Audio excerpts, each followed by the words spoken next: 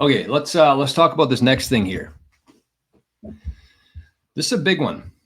I haven't seen too many people talking about this, but this is a massive thing that's happening here. And you know what? I don't love Coinbase. In fact, very much the opposite. I think that if you have a Coinbase account, you should close that and start buying Bitcoin somewhere else. But a lot of people use Coinbase. And so this says Coinbase now allows users to purchase cryptocurrency with Apple Pay. I mean, that's kind of the thing. We have a perfect storm right now of things happening between the Middle East, between the Strategic Bitcoin Reserve, between companies like MicroStrategy, Marathon, other public companies. I think there was about 10 or 15 in the last week who announced that they're adding Bitcoin to their treasury. But then you have retail. And I think that the one thing for retail that's going to make a big difference here is the friction. If you can find a way to eliminate the friction for people learning how to buy Bitcoin and hold it themselves, that's a big thing. So I'll give you an example. When I started buying Bitcoin for the first time back in whenever it was, 2019, 2020, on Binance, I pretty much had to pay $500 just to learn how to do this. And maybe I didn't need to, but I did. Paid $500 US to learn how to buy, send, hold, stake. Wasn't staking Bitcoin, but I was staking other things at the time. But that's a huge hurdle for people. There is opportunity when there's hurdles, but at the same time, this next wave of retail adoption is going to want zero friction. And so at the time, I had to log into Binance. I had to find somebody who's willing to sell USDT Tether. I had to send them an e-transfer. I wasn't sending it to Binance. I was sending it to this random person online. I had to send them an e-transfer. And when they received that, they sent me USDT in exchange. And with that USDT, I could swap it into Bitcoin. And then I had to figure out what to do with it from there. I had to either leave it on Binance or I had to send it to my wallet, which is the same kind of thing now. But at the time, they were very non-transparent with their fees. And I paid so much stupidly with a whole bunch of UTXOs, paid a bunch of fees, had no idea what I was doing.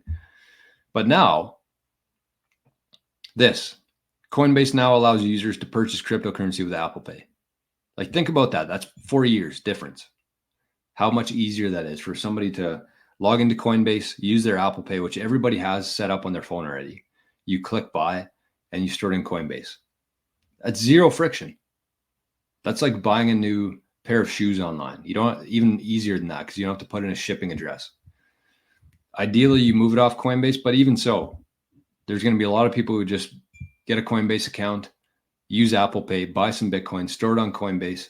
And for the most part, unless something crazy happens to Coinbase, that Bitcoin is going to be there. Zero friction.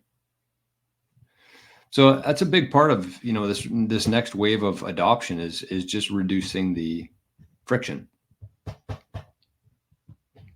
So that's one of many things I think that it's just going to become more and more popular for things like Apple Pay, things like PayPal, things like, I don't know, what's the other one in the States? Venmo.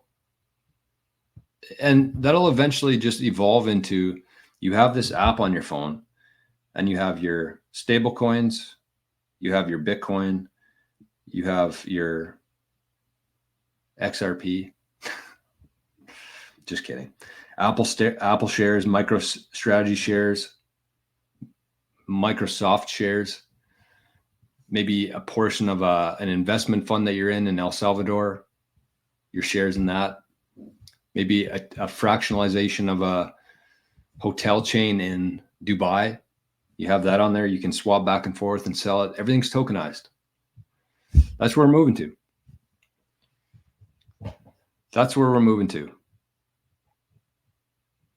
And you're going to be able to, you go to pay for something.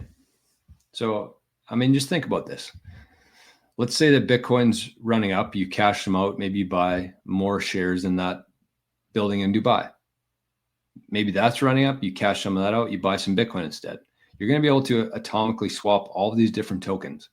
And then when you actually go to buy something, you'll probably either swap it into Lightning, where you can pay the retailer, or you'll swap it into stable coins, where you can pay the retailer.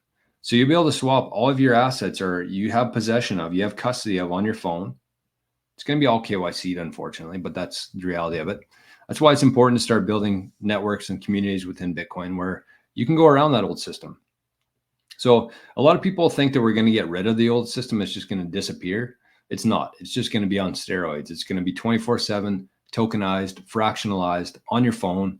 And you're going to be able to, whatever you want to buy, whatever that retailer accepts for payment, you're going to be able to pay them in that. And if you don't have it on your phone, you're going to be able to swap it into that at the counter.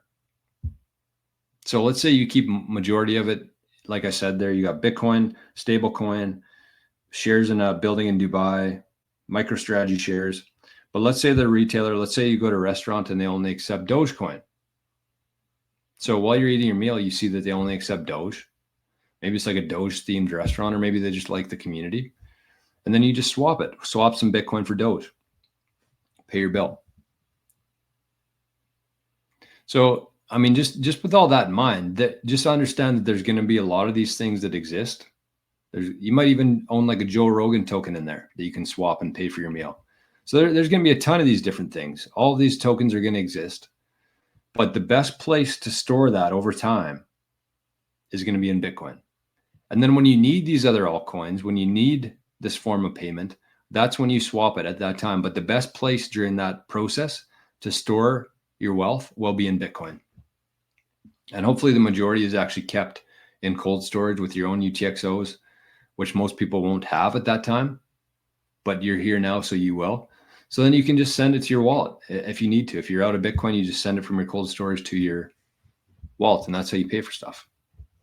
So this is just one of the first steps in that process, but it's just going to keep piling up.